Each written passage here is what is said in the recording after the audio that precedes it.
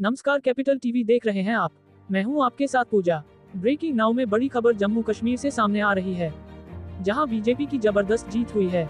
दरअसल आज राज्यसभा की 4 सीटों के लिए वोटिंग हुई और थोड़ी ही देर पहले चुनाव के नतीजे सामने आए हैं, जिसपे एक सीट पर बीजेपी ने कब्जा जमा लिया है।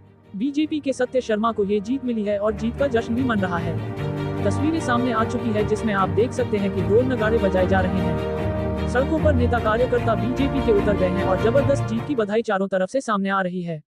बड़ी बात यह है कि 4 क्रॉस वोटिंग की खबरें सामने आ रही है। सच शर्मा जिन्हें 32 वोट मिले हैं और इसके हिसाब से देखा जाए तो सच शर्मा को 4 क्रॉस वोटिंग की गई है।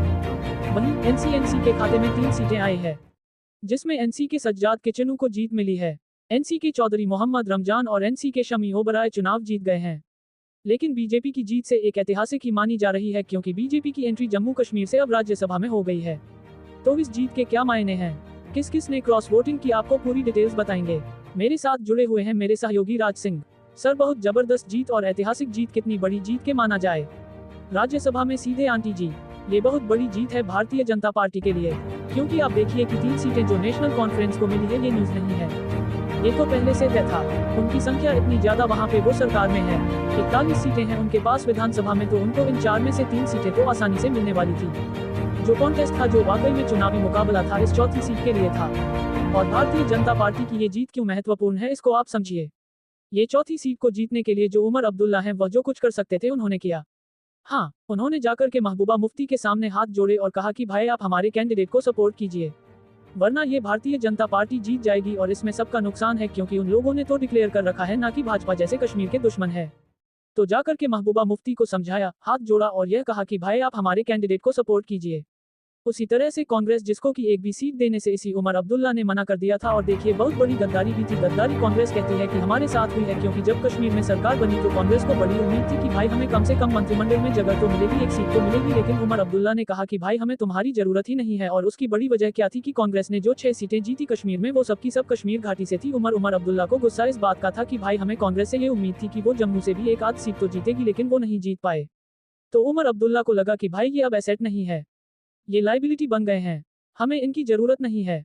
तो उन्होंने एक तो मंत्रिमंडल में कांग्रेस को जगह नहीं दी।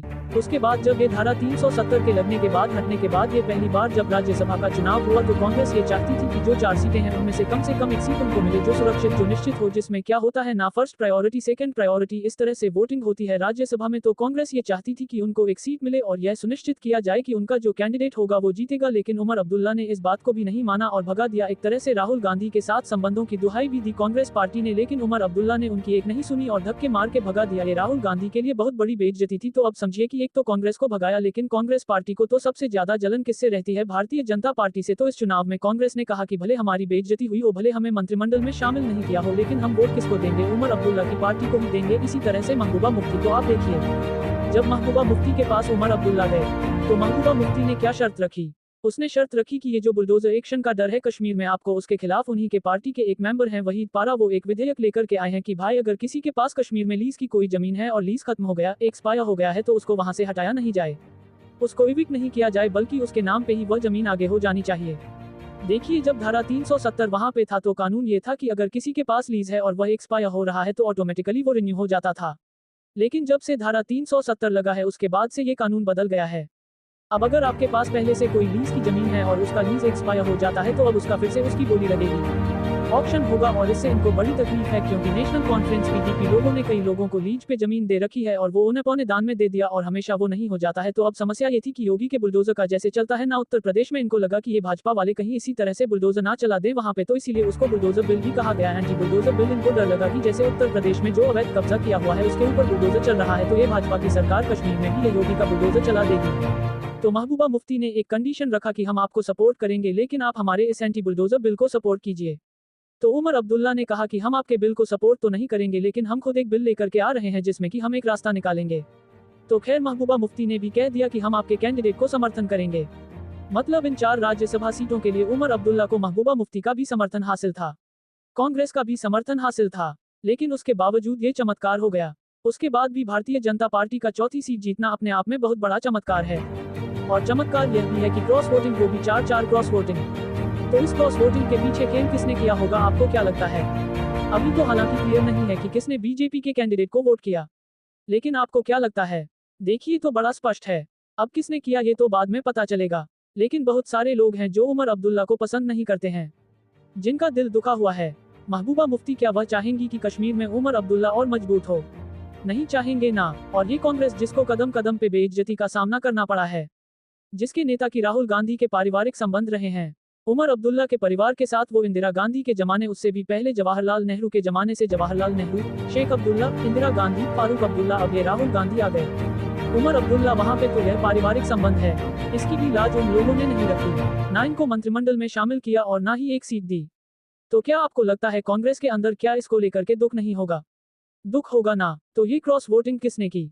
ये कहना तो मुश्किल है, लेकिन हम लोग ये समझ सकते हैं कि ये जो उमर अब्दुल्ला ने एक जो अलायंस बनाया इस चुनाव के लिए, जिसमें एनसीपी भी थी, पीडीपी भी थी, कांग्रेस भी थी, इसमें एनसी को छोड़ के ये पीडीपी और कांग्रेस ये बेमानी तरीके से इन्होंने कह तो दिया कि हम समर्थन देंगे, लेकिन भीतरघात अगर हुआ है तो इन्हीं में से किसी ने किया होगा। ये तो बड़ा स्पष्ट है और उनकी खास वजह भी है। महबूबा मुफ्ती कभी नहीं चाहेंगी कि उमर अब्दुल्ला मजबूत हो और कांग्रेस को बदला लेना था तो इन्हीं में से किसी ने भीतरघात किया होगा। अभी आप इंतजार कीजिए, ये खबरें बाहर खुलासा होगा। हालांकि राज्यसभा में बीजेपी की कैंडिडेट सच शर्मा की एंट्री हो गई है। ये कितनी बड़ी जीत मानी जाए और आगे इससे रास्ता कितना खुल रहा है? देखिए रास्ता बड़ा स्पष्ट है कि वहां पे उमर अब्दुल्ला के खिलाफ सेंटीमेंट बन रहा है और उमर अब्दुल्ला जिस तरह से ये दिखाने की कोशिश कर रहे हैं कि हमारा एक छत्र राज्य है और हमें कोई चुनौती नहीं दे सकता और विधानसभा में हमारे पास प्रचंड बहुमत है, उसको भी अब ये एक जो आशंका पहले थी कि भाई उमर अब्दुल्ला उतने मजबूत नहीं है जितने वो दिखाने की कोशिश कर रहे हैं। हम और खास करके जो केशर्स हैं अब जो उनको लगता है जैसे धारा 370 को वापस लाने का भी जो मुद्दा है उस पे भी उनको लगता है कि हमें एक छत्र सपोर्ट मिलेगा असेंबली में, वो भी ऐसा नहीं है क्योंकि बिजनेस में दरार पड़ चुकी है और वो दरार स्पष्ट रूप से दिख रही है। तो ये उमर अब्दुल्ला के लिए बहुत चिंता की बात है और उनके लिए ये भी एक सवाल खड़ा होता है कि भाई वो किस हद तक जाकर के कांग्रेस पे विश्वास कर सकते हैं, किस हद तक जाकर के वो पीडीपी पे विश्वास कर सकते हैं, क्योंकि 4 लोग जो है, देखिए असेंबली बहुत बड़ी नहीं है, जब 95 मेंबर्स हैं, 90 एड हैं और 5 नॉमिनेटेड हैं, तो एक एक मेंबर इंपॉर्टेंट होता है। अच्छा ये रास्ता भी तो दिखा रहा है ना, एक बार रास्ता खुल गया क्रॉस वोटिंग का तो ये कहां पे जाके रुकेगा जाएगा? उमर अब्दुल्ला उनके पास अपनी पूरी सरकार तो है नहीं ना। देखिए अल्पमत की सरकार है, 41 मेंबर हैं उनके पास, तो 90 में कम से कम आपको 45 चाहिए, 4 मेंबर तो ऐसे भी आप कम है। तो अगर इस तरह से क्रॉस वोटिंग की एक बार शुरुआत हो जाती है तो इसे आप इनकार नहीं कर सकती कि सरकार के स्थायित्व को लेकर भी सवाल खड़े हो जाएंगे। इसलिए उमर अब्दुल्ला के लिए बहुत बड़ी चुनौती है और भारतीय जनता पार्टी के लिए बड़ी खुशी की बात है कि किसी तरह